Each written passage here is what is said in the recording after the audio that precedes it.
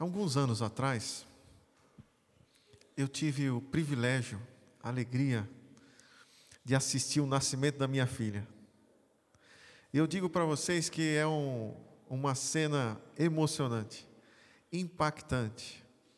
Você vai ter 80 anos de idade e você vai estar lembrando de todos os detalhes do que aconteceu. Foi uma cesárea, nós entramos para o parto e a médica colocou a mão ali, puxou a minha filha para fora. E a primeira coisa que veio na minha mente quando eu vi essa cena foi: nossa, só Deus para fazer algo tão grandioso como isso aí. Só Deus pode fazer algo disso, algo assim. Um ser humano sair de dentro de outro ser humano. Como o poder de Deus é grande. Você tem a certeza da existência de Deus nesse momento aí.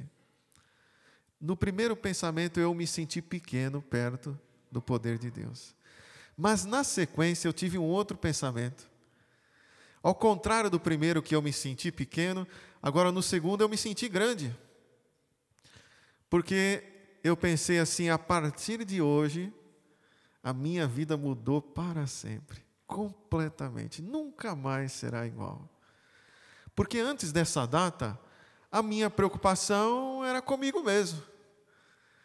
A minha vida era toda girada em torno do meu próprio umbigo.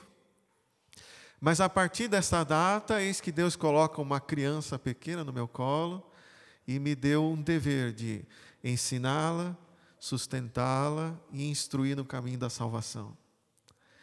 E Ellen White diz o seguinte, que quando Deus colocou seus filhos nos nossos colos, Ele o fez e colocou a criança pura, o caráter puro, a semelhança do caráter de Deus. E Ellen White diz que se durante a vida esta criança crescer e começar a ter características de Satanás na sua vida, a culpa vai ser nossa. Porque não foi isso que Deus colocou no nosso colo. Ele colocou uma criança pura. Ok? E no dia do juízo, Ele vai perguntar a cada um de nós: onde estão os filhos que eu te dei? Deus está relatando tudo que nós estamos fazendo, inclusive a criação dos nossos filhos. E o sermão de hoje é criação de filhos, para ajudar todos aqueles que são papais e mamães. Abra sua Bíblia em Efésios, capítulo 6, verso 4. Efésios, capítulo 6, verso 4.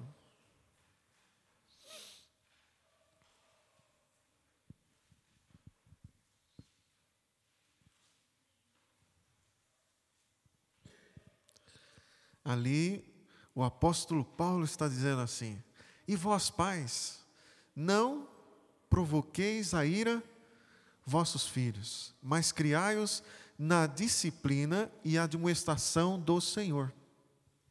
Quando eu li esse texto, a primeira coisa que veio na minha mente foi: o que será que o apóstolo Paulo está criticando aqui? O que ele está querendo dizer? O que provoca a ira nos nossos filhos? O que exatamente ele está querendo falar para nós?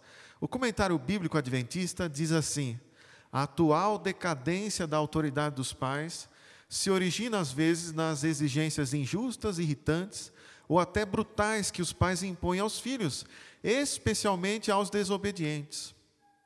Muito frequentemente se considera os meninos como perturbadores da paz, do lar e como uma moléstia.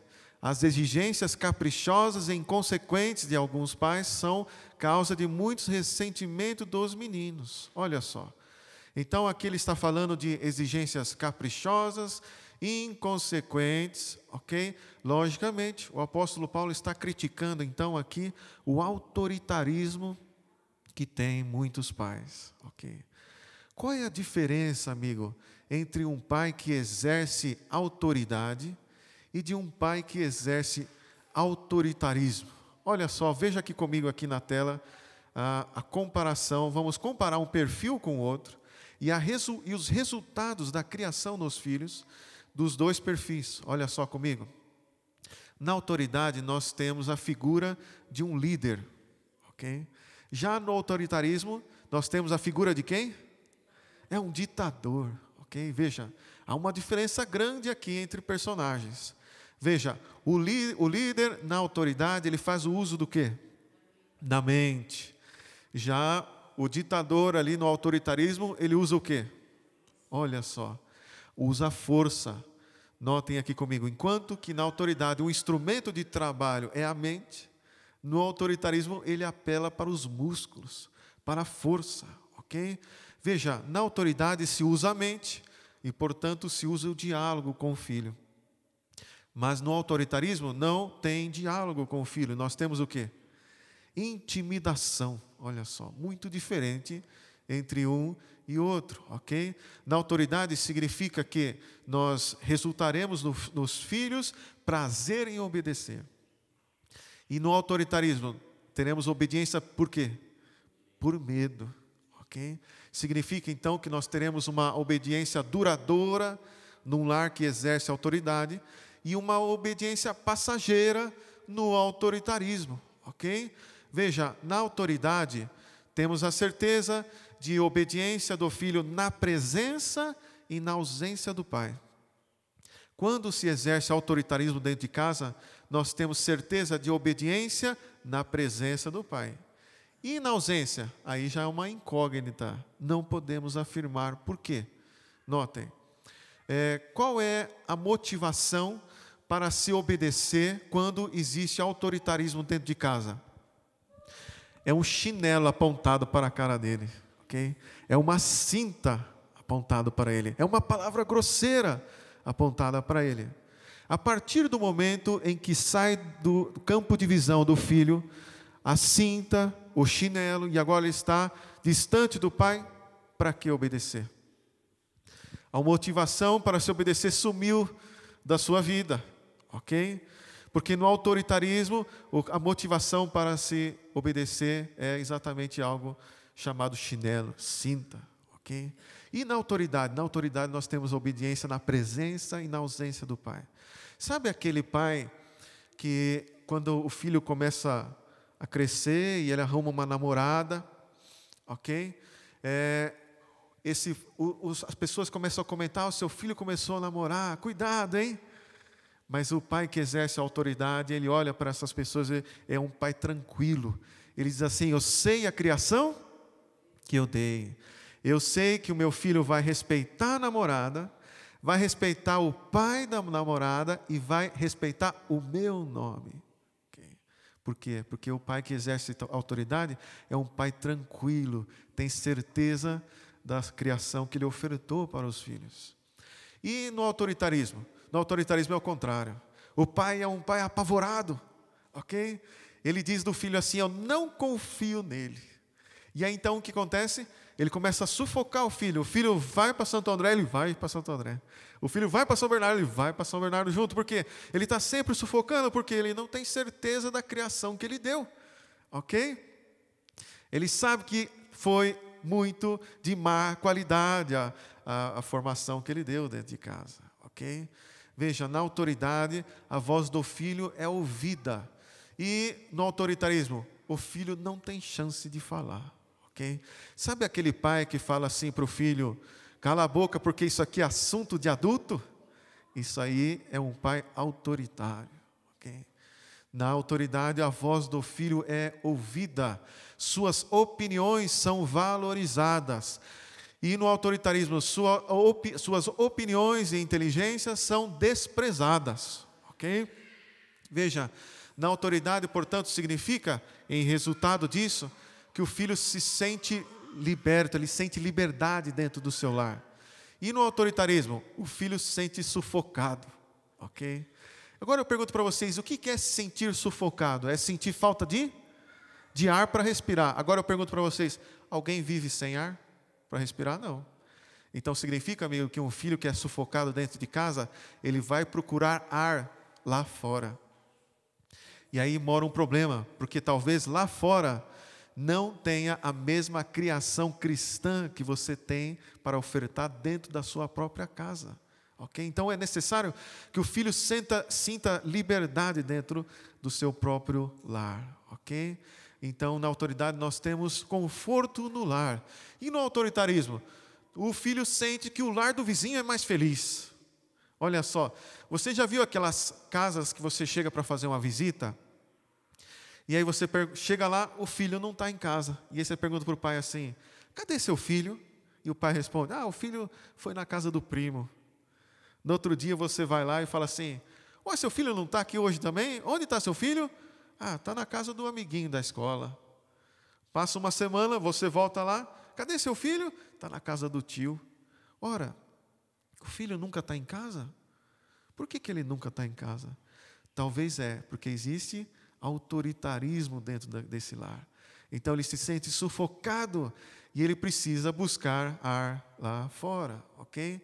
Veja, quando exerce autoridade dentro do lar e o filho amadurece e ele atinge a idade de casar, de escolher uma pessoa para se casar, ele casa por amor, ok? Mas quando tem autoritarismo dentro de casa e o filho chega na hora de casar, ele casa para sair de casa. Olha só. Isso aí, casar para sair de casa, é divórcio na certa. Ok? Eu já fiz muitos divórcios no meu escritório de gente que casou simplesmente para sair de casa. Motivação errada. É lógico que vai dar errado. E tem muitos filhos aí divorciados que são julgados, mas o problema deles começou desde lá de trás, não é mesmo? Estava um problema, talvez, na criação ofertada dentro de casa. Veja, a autoridade resulta em submissão, ok? Já no autoritarismo, resulta em rebeldias, em birra, ok? Porque na autoridade a liderança é respeitada e as regras são obedecidas. Mas no autoritarismo, a liderança ela é contestada e as regras são desprezadas, ok? Veja, na autoridade se faz o uso da voz. E no autoritarismo se usa o quê? O grito. E amigo, eu digo para você, que mau testemunho é ver uma casa de adventistas do sétimo dia em que há gritaria dentro daquele lar. Isso é um mau testemunho tremendo para o evangelho. Olha só, mesmo uma pessoa que é surda, ela usa um aparelhinho e você fala com ela em tonalidade natural, nem mesmo com o surdo você precisa gritar, não é mesmo? Por que gritar com o seu próprio filho? Ok? Isso é mau testemunho para dentro da igreja. Veja, o nosso lar tem que ser uma extensão da casa de Deus. E na casa de Deus a gente grita, Borges? Não grita, não é mesmo? A gente se comporta direitinho aqui dentro da igreja. Somos exemplos, não é mesmo? Da mesma forma temos que ser dentro do nosso lar, ok? Veja, na autoridade a correção é em particular, ok? E no autoritarismo, a correção é pública, é vexatória, ok? Isso tudo vai poluindo o ar de se respirar e agora o filho não consegue enxergar direito, não consegue viver bem, não consegue enxergar a verdade, por quê? Porque foi poluído o ar exatamente com coisas assim desagradáveis que existem no autoritarismo. Na autoridade, a educação é refinada. Já no autoritarismo, aparecem palavrões no meio do lar. Olha só, outro mau testemunho. E que, amigo, que triste é entrar pelas redes sociais e ver um cristão publicando nas redes sociais um palavrão para centenas de pessoas lerem. Que mau testemunho terrível é isso. Que terrível é para o evangelho. Notem, eu digo para você, não é porque talvez você tenha vindo de um lar assim, que agora você está condenado para viver assim o resto da vida. A partir do momento que você entra dentro da igreja, vem Deus e nos ensina uma nova forma de viver, uma nova vida. Redireciona o caminho das águas, nós aprendemos e agora passamos a viver uma nova vida em Cristo Jesus. Diga amém. Amém. Veja, na autoridade há paciência, e no autoritarismo nós temos nervosismo, não é mesmo? E impaciência. E eu digo para você que paciência é um dos frutos do Espírito Santo, ok? Lembra daquela vara da disciplina de Salomão, não é mesmo? Que Salomão aparece no livro de Provérbios, não é mesmo? Veja, Na autoridade, a vara da disciplina de Salomão é uma exceção. É uma das últimas coisas a serem procuradas, ok? No autoritarismo, não, pelo contrário, é uma das primeiras formas a serem procuradas, ok? Ela é uma regra, enquanto que na autoridade é apenas uma exceção, ok? Saiba que a vara da disciplina de Salomão é uma correção com estrutura, com base no amor. Já a vara da disciplina no autoritarismo, ela tem como base o quê? O castigo, ok? Exatamente para revidar um orgulho ferido. Não é assim que Salomão ensinou, ok? Veja, na autoridade se prega o caráter de Deus, e no autoritarismo se distorce o caráter de Deus, ok? Veja, e é interessante, amigo, que os primeiros anos de vida da criança, ela vai olhar para o pai, e a ideia que ela tiver de você, é a ideia que ela vai ter de quem? Do Pai Celestial. Se ela não dependendo do que ela vê dentro de casa, se não for um bom testemunho, ela vai olhar para você, vai olhar para a igreja, vai olhar para Deus e vai falar assim: eu não quero saber dessa igreja nem pintada de ouro, ok? Por isso que nós temos que ter bom testemunho dentro de casa, porque a ideia de Deus é a ideia que os filhos fazem de nós, os pais, ok? Significa que na autoridade, então, nós temos um futuro promissor, e no autoritarismo nós temos um futuro incerto. O presente é um aprendizado na autoridade, e no autoritarismo o presente é um fardo, ok? Veja, na autoridade nós temos, portanto, um bom testemunho, e no autoritarismo nós temos um mau testemunho. Aqui na autoridade é manifesto frutos do Espírito Santo: paz, paciência, alegria, longanimidade, felicidade, ok? Tolerância, ok? Domínio próprio. E no autoritarismo, ali é manifesto o quê? Características de Satanás, não é mesmo? Impaciência, nervosismo, falta de respeito. Veja, na autoridade nós temos exemplo, e no autoritarismo nós temos palavras apenas, ok? E eu digo para vocês o seguinte, que na autoridade há aprendizado pelo exemplo, e no autoritarismo não há aprendizado. Por quê? Porque palavras desacompanhadas de exemplo não ensina nada, ok? Palavras desacompanhadas de exemplo não ensina nada. Por isso que no autoritarismo não há aprendizado, ok? Aqui na autoridade nós temos um lar feliz, e no autoritarismo nós temos um lar tumultuado. Na autoridade temos domínio próprio demonstrado ali, e no autoritarismo as emoções e as ações são desgovernadas, ok? Veja, na autoridade o filho enxerga as regras como necessárias. Já no autoritarismo, o filho enxerga as regras como uma chatice, uma pegação de pé, ok, do meu pai. Olha só a forma diferente de ser enxergada, porque há credibilidade nas palavras de alguém que exerce autoridade, e há falta de credibilidade quando existe autoritarismo dentro de casa.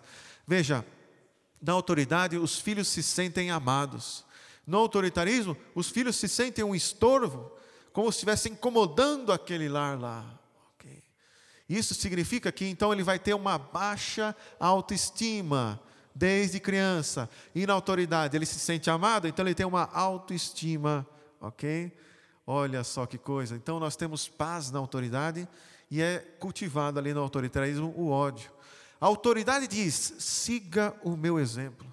O autoritarismo diz: faça o que eu digo, mas não faça o que eu faço. Aí não tem fruto, resultado bom nenhum aí dessa forma, ok?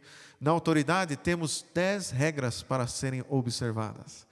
No autoritarismo nós temos 10.000 regras para serem observadas. Muitos caprichos, muitas ordens, ok? Veja, na autoridade então significa que nós vamos ter empatia, e no autoritarismo vai resultar em antipatia dos filhos a nosso respeito. Na autoridade se pede por favor, no autoritarismo se manda.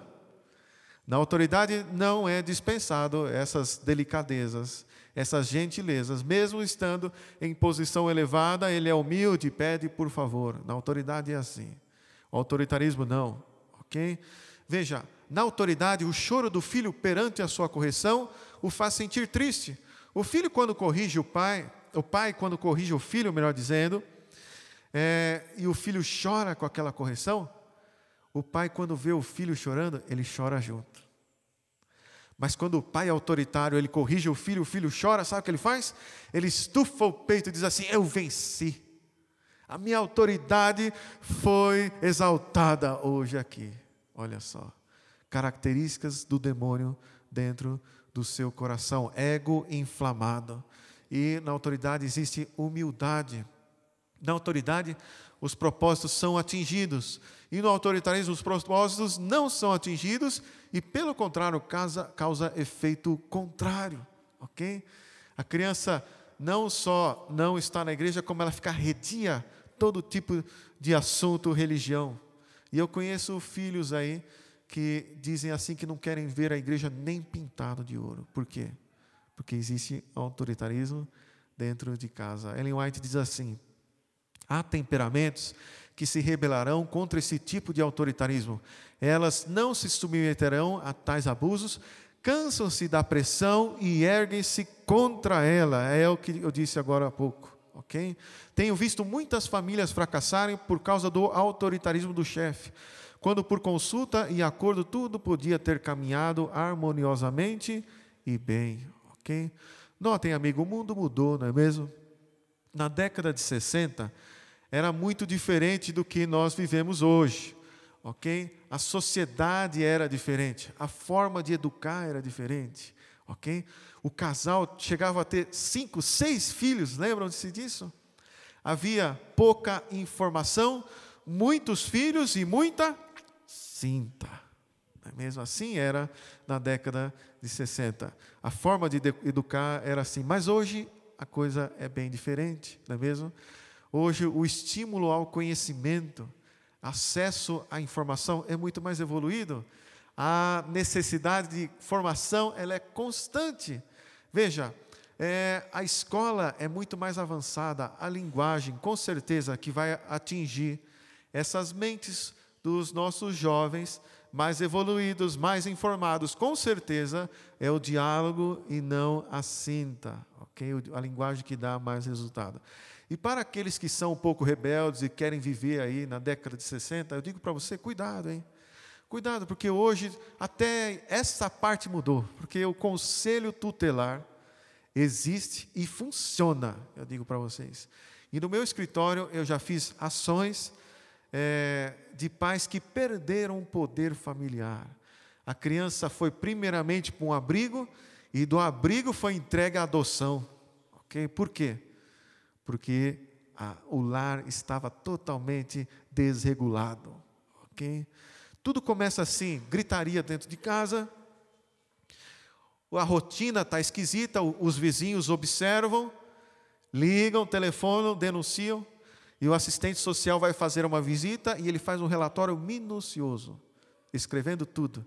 Qual é a rotina daquela casa, qual é a alimentação que está sendo oferecida para os filhos, a higiene que está tendo naquela casa, é colocado se os filhos estão indo para a escola, o horário que eles estão acordando, tudo é relatado, tudo é relatado.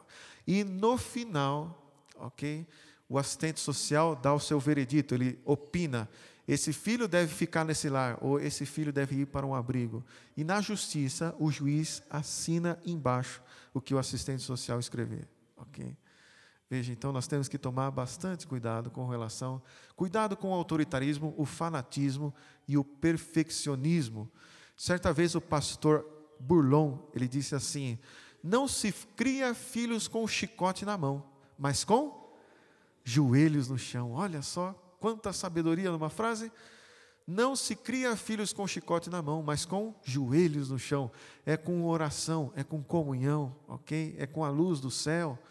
Veja, como que é o nosso Pai Celestial? Davi, Salmos 145, verso 8 diz: piedoso e benigno é o Senhor e sofredor e de grande misericórdia.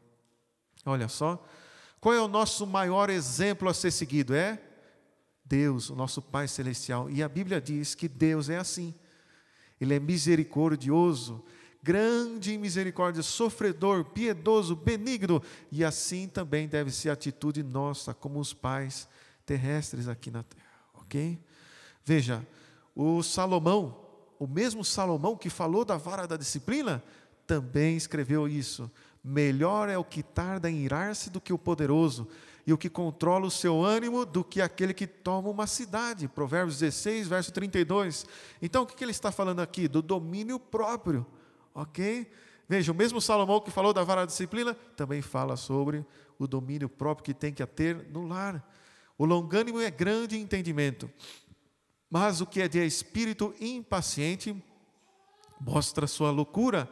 Domínio próprio, portanto, mostra sabedoria. O mesmo Salomão também escreveu: o homem iracundo suscita contendas, mas o longânimo apaziguará a luta. Veja, a segunda parte de Efésios 6, verso 4, diz assim: e vós, pais, não provoqueis a ira a vossos filhos, mas criai-os na disciplina e admoestação do Senhor. Veja, essa palavra disciplina vem do grego paideia, que quer dizer disciplina do Senhor, que dá fruto aprazível de justiça. Há prazer nessa correção. Olha só que interessante. E essa mesma paideia também aparece em Apocalipse 3, verso 19, na última carta à igreja de Laodiceia, quando Deus diz assim: pois eu corrijo aqueles a quem eu amo. Exatamente. Nota então que a correção, a disciplina bíblica tem como estrutura e base o amor, ok? Abra sua Bíblia agora em Provérbios capítulo 22, verso 6.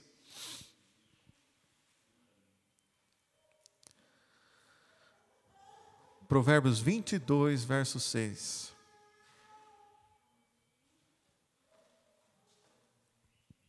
É um texto bastante conhecido. Lá diz assim: ensina a criança no caminho em que deve andar, e mesmo quando for idoso, não se desviará dele. Olha só. Veja, como que se ensina uma criança? Se ensina pelo exemplo, ok? Veja, muitos filhos rebeldes, eles não aceitam o ensino, porque não enxergam o quê? Exemplo na vida dos pais, ok? Vou colocar para vocês agora aqui alguns pensamentos de pessoas famosas aí. Olha só, esse pensador escreveu: dar o exemplo não é a melhor maneira de influenciar os outros, é a única. Olha só que interessante. Não é uma das melhores formas de influenciar os outros, não. Pelo contrário, é a única. A palavra empolga, mas o que é que ensina? O exemplo, disse esse outro pensador. O homem acredita mais com os olhos do que com os ouvidos. Por isso, longo é o caminho através de regras e normas, e curto e eficaz através do exemplo. Olha só. Então, aqui esse pensador está dizendo o seguinte, que o homem, ele aprende mais com os olhos, não é com os ouvidos, é com os olhos. Então, se de repente você está tendo dificuldade, ok, de ensinar o seu filho, talvez que você tenha ido pelo caminho errado, ok? O caminho dos ouvidos e não dos olhos. Elas aprendem pelos olhos, pelo exemplo, ok? Você percebeu, né? Para você ensinar pelo exemplo, é mais fácil ou é mais difícil? O resultado, veja aqui comigo, ensinar pelo exemplo, você tem que viver aquilo para passar para o seu filho, portanto é mais difícil, ok? Então significa que você tem que abandonar a preguiça na hora de ensinar o filho, porque é muito mais difícil ensinar pelo exemplo, ok? É muito mais trabalhoso, e para você cuidar de filhos, amigo, ensinar filho, não pode ter preguiça, o negócio é trabalhoso. E os filhos copiam o exemplo dos pais. Veja aqui comigo, amigo. Certa vez eu estava cantando numa igreja, no microfone, a minha filha com 2 anos de idade, sem ninguém pedir, sem ninguém solicitar, ela foi à frente, pegou um microfone, se posicionou do meu lado e começou a cantar junto comigo, na igreja. Notem, por quê? Porque os filhos copiam o exemplo dos pais. Ok? Agora, sabe qual é a notícia ruim que eu tenho para vocês? É a seguinte, que os maus exemplos, eles aprendem mais rápido. Olha só. Por isso que a gente tem que ter realmente, levar a sério essa mensagem e viver um exemplo dentro de casa. Ok? Pais que chegam atrasados para a escola sabatina, estão ensinando o que, seus filhos? A chegar atrasado também. Ok? Então nós temos que ser exemplos até dentro da igreja. Se nós demonstrarmos sermos relaxados com Deus, não sermos extremamente cuidadosos com Deus, o nosso filho está filmando e ele vai ser assim também. É assim que você está passando para ele. É assim que você está ensinando para ele. Ok? Cuidado com o exemplo que você está passando para o seu filho.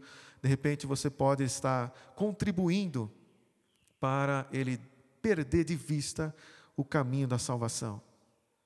Há algumas dezenas de lares que, se o conselho tutelar soubesse o que acontece lá na igreja, esses pais perderiam agora. Exatamente. Imagina, amigo, se nossa casa, fosse as paredes de vidro, Que coisa terrível, não é mesmo? Olha só, Salomão disse, Provérbios 22, verso 6, ensina a criança no caminho que deve andar. Por que Salomão fala criança? Não diz juvenil, não diz jovem, ele fala criança, ensina a criança. Por quê? Porque é a melhor fase da vida de uma pessoa, porque é a fase onde ela aprende mais rápido e mais fácil, ok? As lições aprendidas nessa fase repercutem sucesso ou fracasso no futuro, ok? Veja, cá entre nós aqui, se você coloca uma criança para aprender a tocar piano na escola, em poucos meses ela vai estar o quê? Dominando, porque a mente dela é lúcida. Ela está na melhor fase da sua mente, é uma lucidez tremenda, velocidade, ela aprende rapidinho, não é mesmo? Agora experimenta você ter o primeiro contato com a música depois dos 30 anos, para você ver.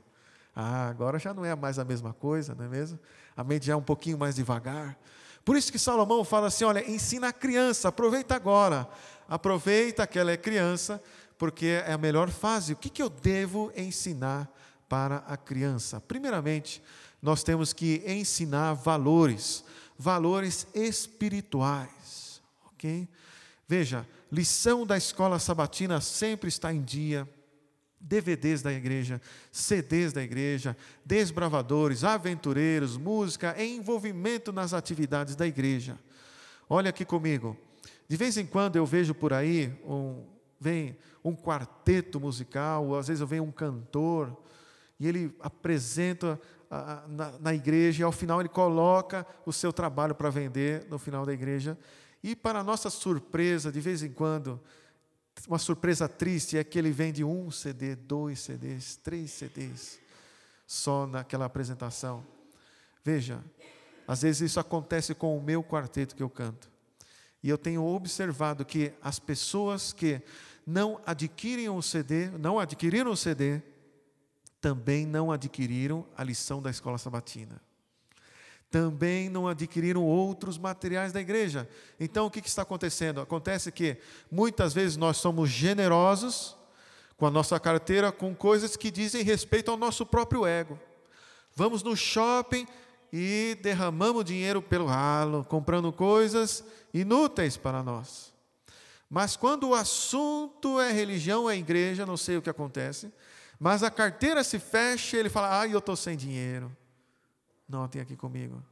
Veja, aqui também é investimento, ok?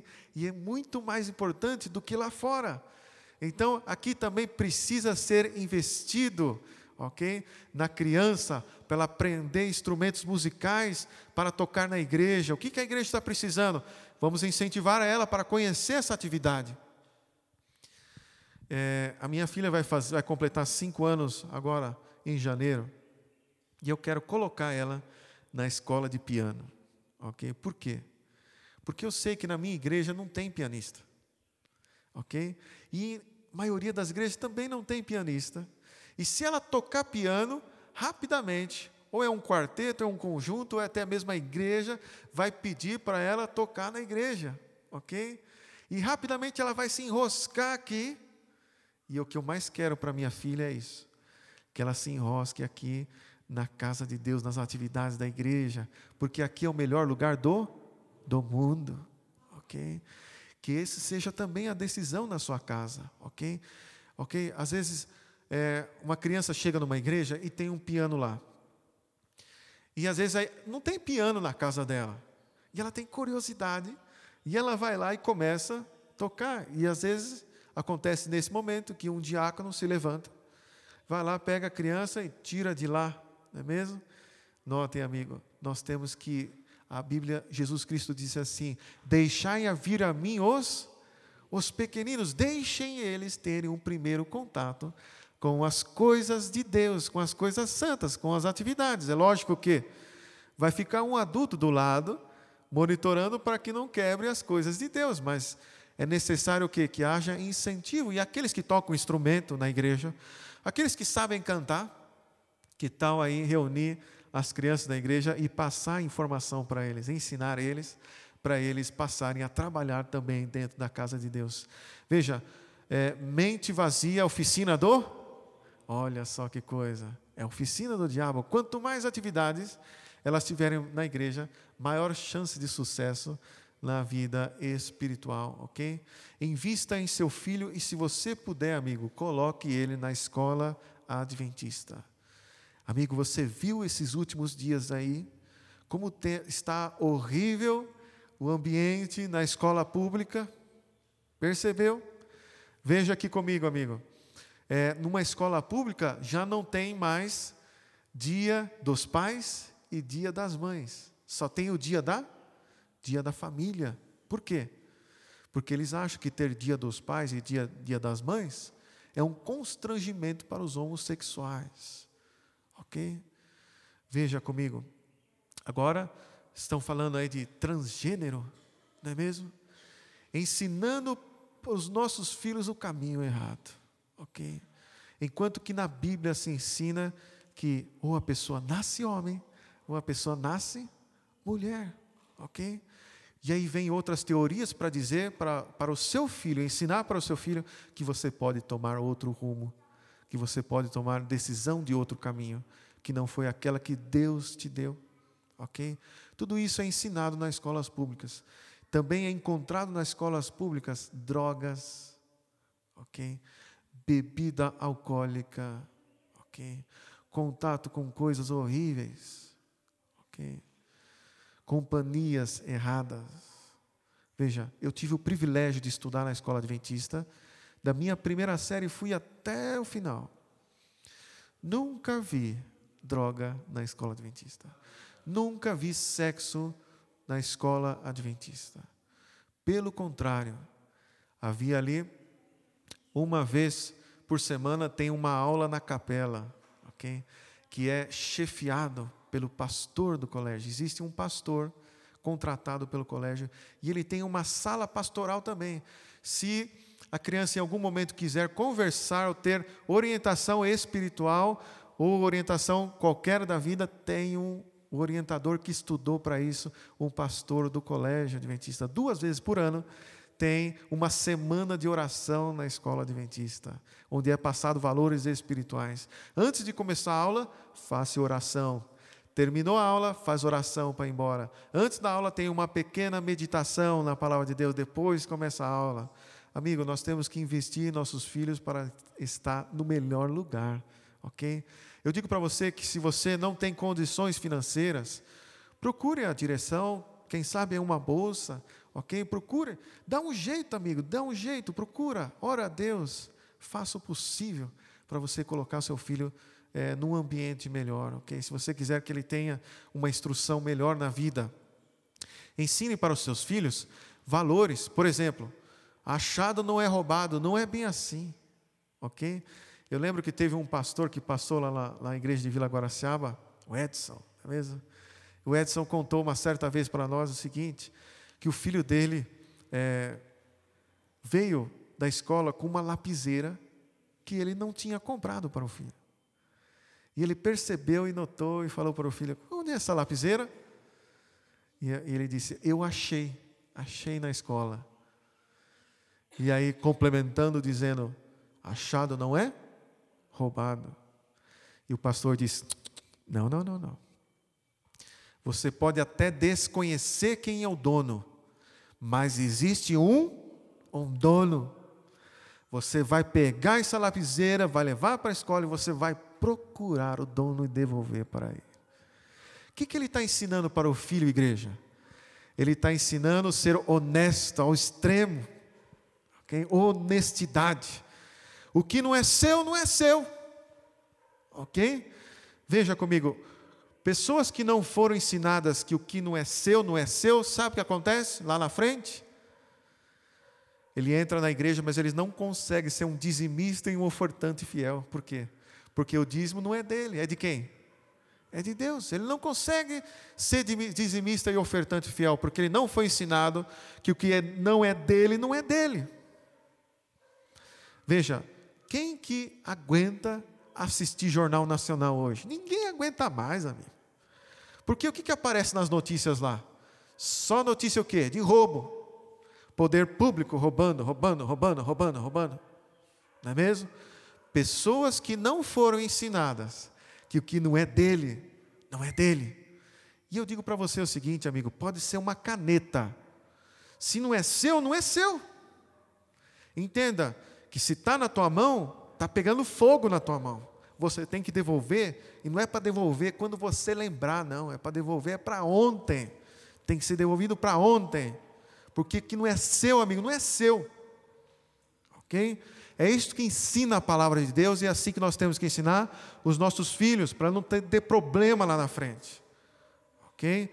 Nós temos que ensinar nossos filhos também o altruísmo, doar brinquedos, roupas, enxergar o próximo, a necessidade das pessoas. Tinha um programa muito bom no SBT, que eu nem sei se existe mais, da Super Nanny. A Super Nanny entrava no lar, e uma das coisas que ela passava para aquele lar era o altruísmo, a doar brinquedos. Okay? E para minha surpresa, às vezes, quando eu estava assistindo, eu vi a seguinte situação. O filho queria doar o brinquedo, mas a mãe não queria, não deixava. Olha só que triste. Agora é o adulto ensinando para o filho como que deve ser. Nós temos que ensinar para os nossos filhos, amigo, a ser apegado com as coisas espirituais, ok? E que as coisas materiais dessa vida, elas passam, são passageiras. Que nós temos que enxergar a necessidade das pessoas. E nós vemos aí igrejas em que o departamento de assistência social não funciona, ok? Às vezes a pessoa tem que pedir e ninguém doa alimentos. Olha só, nossos filhos estão enxergando isso, estão aprendendo conosco, ok? Temos que melhorar nesse aspecto, ok? Nós temos que ensinar valores. Por exemplo, seu filho não é o culpado de todas as coisas, mas também não é o inocente de todas as coisas. Veja, certa vez um homem deu para o filho de presente uma moto. Deu para o seu jovem filho uma moto. Em poucos dias, sabe quantas multas de trânsito aquele filho levou com a moto? 17. 17 multas de trânsito. E ele veio contar para mim o que tinha acontecido. Mas sabe como que ele veio contar para mim? Ele não veio contar para mim que o filho levou 17 multas, não. Ele veio dizer que o guarda estava de perseguição com o filho dele. Notem, amigo. Sabe o que acontece? Sabe o que aconteceu? Passou algum tempo, passou alguns meses, e ele me ligou, me telefonou, e ele perguntou para mim: Rodrigo, você faz caso penal? Levei um susto. Não faço. Se você quiser, eu posso indicar uma colega que faz, e ela pode te ajudar. Mas o que aconteceu é que o filho desse homem assaltou uma casa. Assaltou uma casa. E é interessante que quando ele veio contar o que aconteceu, para minha surpresa, ele não veio contar que o filho assaltou uma casa, não. Ele veio contar que o filho dele quis dar um susto no dono da casa. Notem, amigo, perceba o seguinte: quando a gente fecha os olhos para os defeitos do filho, a vida pune, e pune bonito, viu? Aparece algo lá na frente muito mais grave, porque você não corrigiu lá atrás. Então, quando o seu filho erra, amigo, errou mesmo. E não é vergonha nenhuma errar. Sabe por que ele errou, irmã? Porque ele se parece com você, ele veio de você e você também erra. Todos nós erramos. Só Jesus Cristo passou por essa terra sem nunca ter errado. Não tem vergonha nenhuma em errar, amigo. Vergonha é você deixar as coisas passarem, você não corrigir o erro, ok? Então, seu filho errou, amigo, conserte agora para que lá na frente aquilo não vire algo muito pior, ok? Seu filho não é o inocente de todas as coisas, mas também não é o culpado de todas as coisas, que nem, por exemplo, seu filho tirou nota mal na escola, é culpa da professora que está de perseguição com ele, ou é culpa dele que não estudou? Pois é. Agora, quero fazer uma observação aqui. É lógico que tem professoras que não ensinam como deveriam. É lógico que tem amigos ao redor daquele aluno ali que foram uma má influência para ele e levaram ele para outro caminho. Ok? Seu filho não é o culpado de todas as coisas, mas também não é inocente de todas as coisas. Ocorre que, qual deve ser o nosso foco? O nosso foco deve ser o nosso filho. Ok? Quando Deus perguntar para nós, Ele vai perguntar assim: o que foi que você fez com os filhos que eu te dei? Ele vai perguntar a respeito do seu filho. Os filhos dos outros cuidem os outros, ok? É lógico que teve má influência, a professora fez isso, fez aquilo, que a vida dos outros cuidem os outros, mas cuide você do seu filho, porque você vai ser julgado pelo seu filho, ok? Veja comigo, amigo, ensina valores e a importância do trabalho, do estudo, ok? Curso universitário, idiomas, ter responsabilidades, descobrir dons, investir, mente vazia, oficina do diabo. Olha só, como é importante hoje, por exemplo, falar inglês, não é mesmo? Entender o idioma inglês, né? Por que de repente não investir no seu filho para aprender inglês ou espanhol? Não é mesmo? Ou de repente colocar ele numa escola para ele aprender a tocar piano, ou tocar um saxofone, ok? Ensina para o seu filho, amigo, a gostar do trabalho, ok? A gostar de estudar, ok? Veja, não tem essa de chegar para o filho, aquela visão acomodada e dizer assim: olha para mim, trabalhei de qualquer coisa, não estudei, e estou aí, estou bem, estou forte, consegui até ser presidente da República. Não, amigo, não. Você tem que ensinar seu filho a gostar do trabalho, a conquistar as coisas como resultado do trabalho, do suor e do estudo, e não através da esperteza, da preguiça. Tudo que não vier, que não seja resultado do trabalho, do estudo, do suor, não é bem-vindo. Ensine seu filho a não ser um preguiçoso, ok? A ser um rapaz digno, honesto e trabalhador.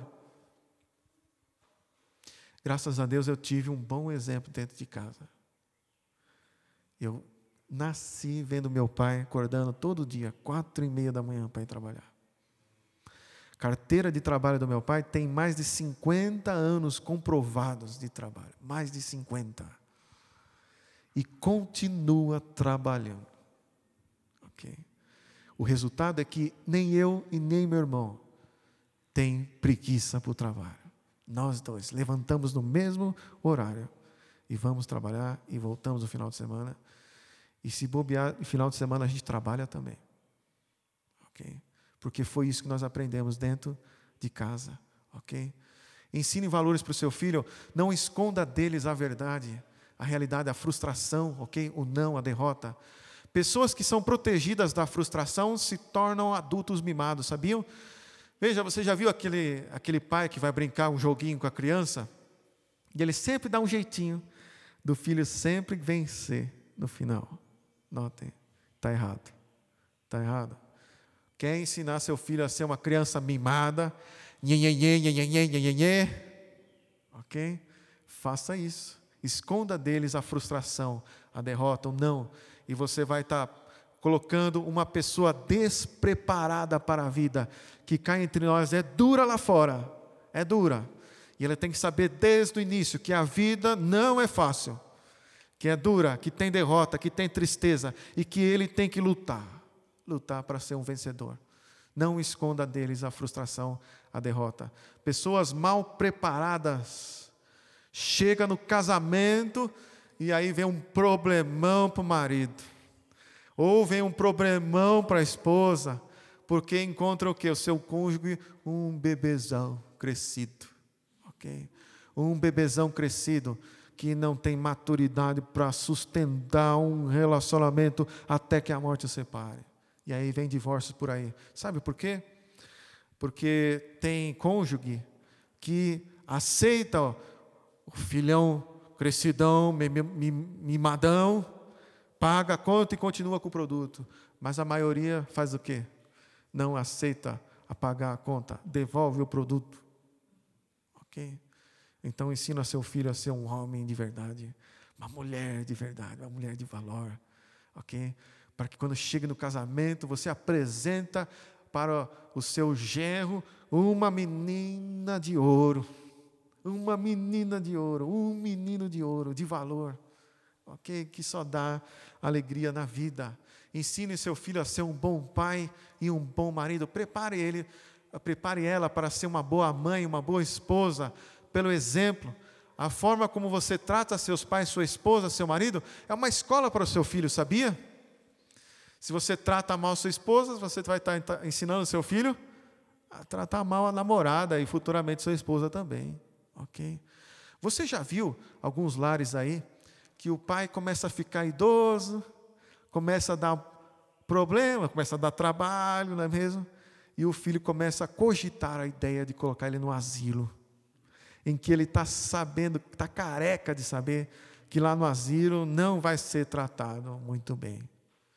Eu digo para você o seguinte, que seu filho está filmando tudo, está vendo tudo, e ele vai fazer o mesmo com você, ok? Porque é isso que você está ensinando para ele, ok? Então, amigo, se você quer ser bem tratado, haja diferente, ok? Comece hoje, para você colher os resultados lá na frente. Não esqueça do toque físico, ok? Tenha o contato físico com o seu filho, o beijo, ok? O beijo, o toque, o carinho, porque isso fortalece a relação, melhora o sistema imunológico, cognitivo, emocional, reduz a depressão do filho.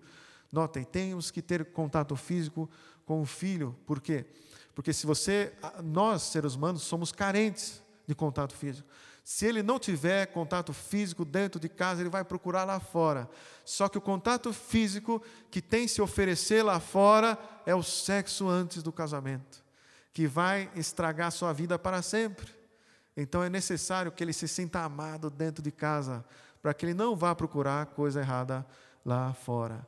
Veja, Jeremias 13, verso 20 diz: onde está o rebanho que se te deu?